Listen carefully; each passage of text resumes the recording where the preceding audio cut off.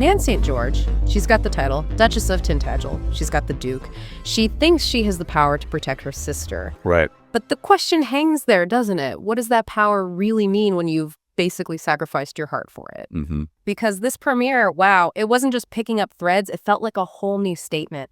Darker, more grown up, like the show suddenly hit puberty and got complicated. Totally. What's up, everyone? Riley here. And I'm Taylor. Hey, if you're enjoying this, do us a solid, hit like, subscribe, and definitely ring that notification bell so you don't miss our takes. Yep, don't miss out. The episode kicks off almost immediately with this hushed, intense conversation. Yeah, Patty and Tracy, Christina Hendricks, just instantly setting this darker tone. We find out they've kept this huge secret about Nan for, 19 years? 19 years. Then we're at the wedding reception. Nan looks radiant, absolutely stunning. But she's having a silent panic attack. Christine Froseth sells that so well. Surrounded by people, but completely isolated and overwhelmed by the choice she made. And then the bombshell, the actual bombshell. Leighton Meester arrives as Nell St. George, Nan's biological mother. Gossip Girl icon making her devastating debut.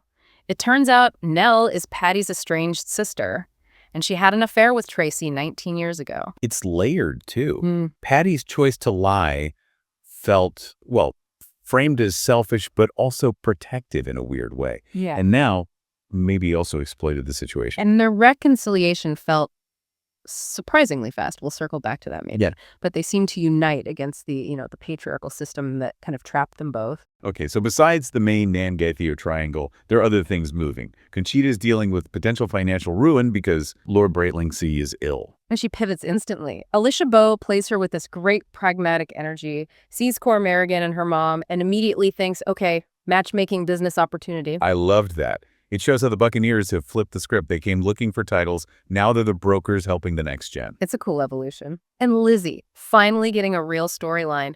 Her little flirtation with Hector Robinson, the MP. Yes. After being so sidelined, it felt like a breath of fresh air for her character.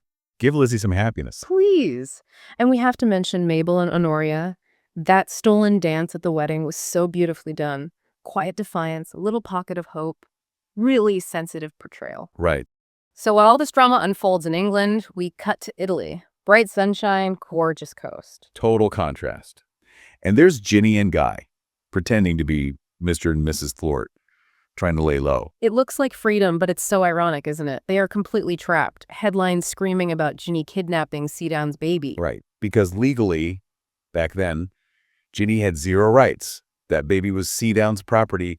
In society's eyes, she's the criminal. It's chilling. Matthew Brune said Guy grows up a lot, and Imogen Waterhouse talked about Ginny trying to find herself again while on the run with a newborn. It's this intense, forced maturity. Right. Meanwhile, back at Tintagel Castle, Nan has this incredibly chilling chat with the Dowager Duchess, her new mother-in-law. She reveals she knows about Nan and Guy, and then instructs Nan, basically, make Theo happy, keep your mouth shut, and I'll protect Jenny. It's this horrifying pact, obedience for protection, and it creates this messed up new mother figure for Nan.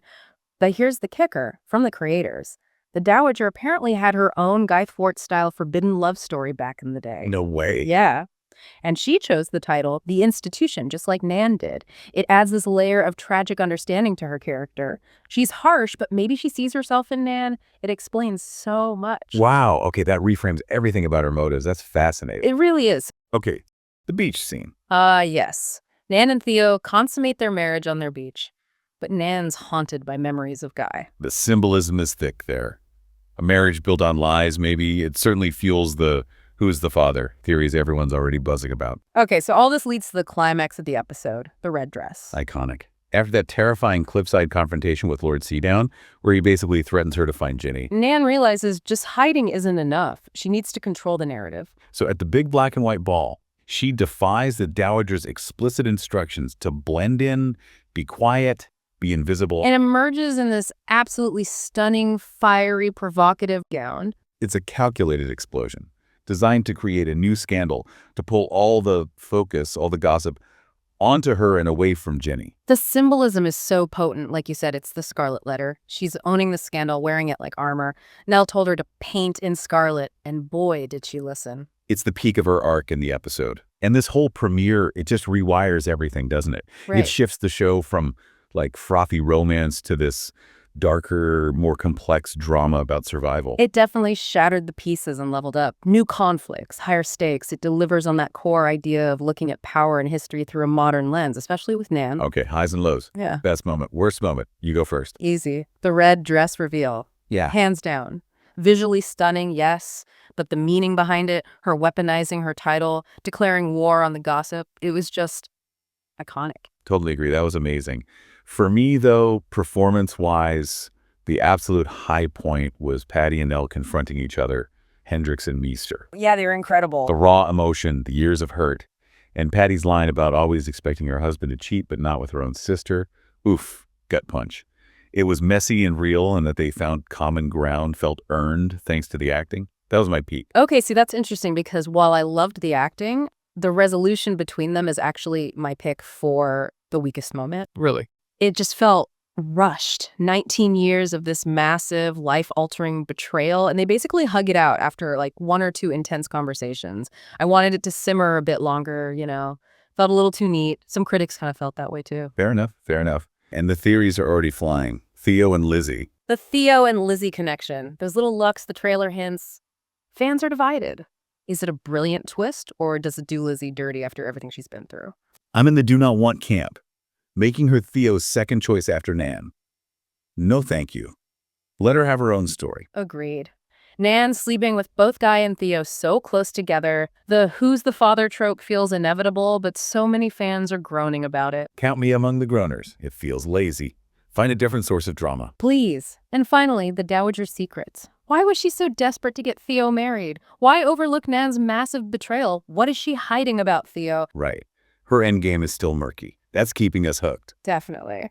Let's get to the big picture. Overall impressions. Time to rate this premiere. Where are you landing? Okay. I thought it was a really strong, confident start to the season. It hooked me right back in. I'd give it a solid A. Yeah, I'm right there with you. Maybe a B+ bordering on A for me. Powerful setup. Sets a high bar. Definitely. So we're somewhere between a strong B+ and a confident A-. I'll take it. It did exactly what a premiere needed to do. Got us hyped for the season. Absolutely. Fantastic foundation. Now we just got to hope the rest of the season builds on it properly. You just want more hallway stairs with emotional string music, admit it. Hey, maybe. But I also need the plot to make sense. This premiere set a high bar. It really did. So final thought for you, our listener, to chew on. We heard the Dowager might have had her own tragic love story, choosing duty over desire, just like Nan.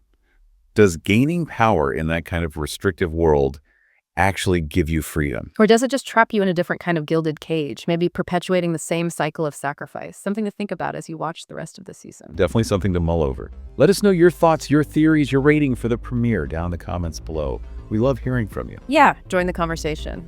That's all the time we have for this deep dive. Thanks so much for tuning into Off Script. Don't forget to like, subscribe, and hit that notification bell so you catch our next episode. Until then, bye, everyone.